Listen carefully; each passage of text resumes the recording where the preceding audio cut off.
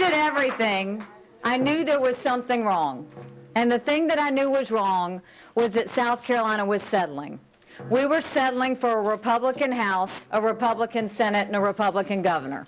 I won't stop until we get a conservative House,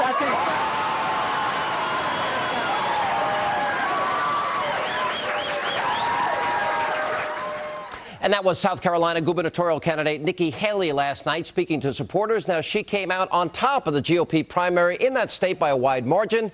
However, a crowded field has now forced a runoff. She'll take on South Carolina Congressman Gresham Barrett in a runoff later this month. Now, throughout the primary season, Haley has had the backing of both the Tea Party and the top conservatives, like Governor Sarah Palin.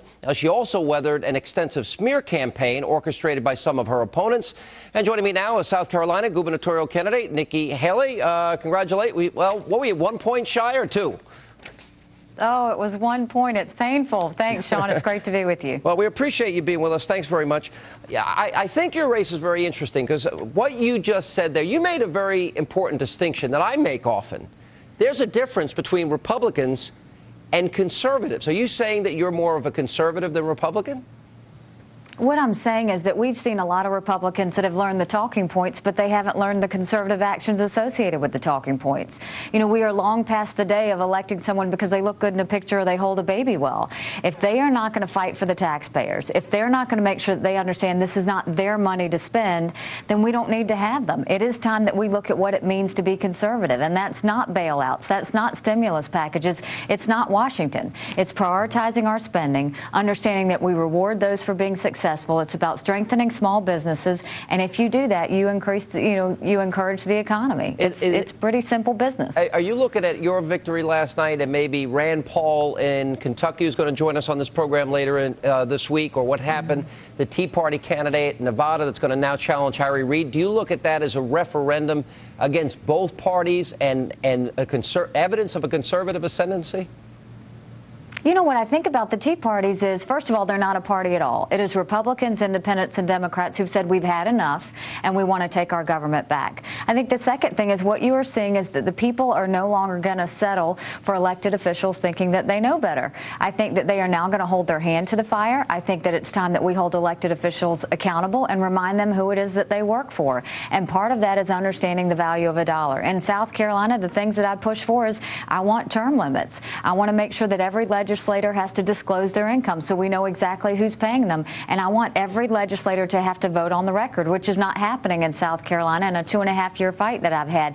The Tea Parties are great because they are getting people to understand the power of their voice. Government belongs to the people, and we need to go back to that. You know, our founding fathers said it should be families first, then communities, then state, then federal. We have watched that turn completely upside down. We need to go back to where we were supposed to be. How important do you think Governor Palin's endorsement of you was?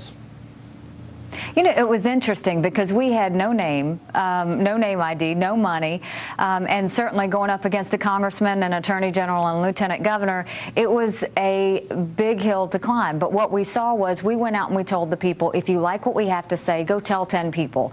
And they did. And those 10 people told 10 more. So we had seen that we were rising in the polls. But certainly when Governor Palin came, it really took us over the top in terms of getting some credibility, getting people to know exactly who Nikki Haley was. And it certainly helped in, you know, when we went from Nikki who to Nikki Haley and people paying attention more to the message. It was great. I'm very grateful to her. The media paid so much attention in the final weeks leading up to this campaign.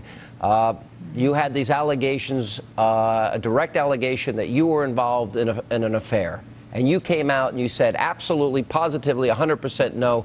Do you think in light of what people have lived through, Bill Clinton and Sanford and others, did you worry that that might have an impact on the race? And what was that like for you personally?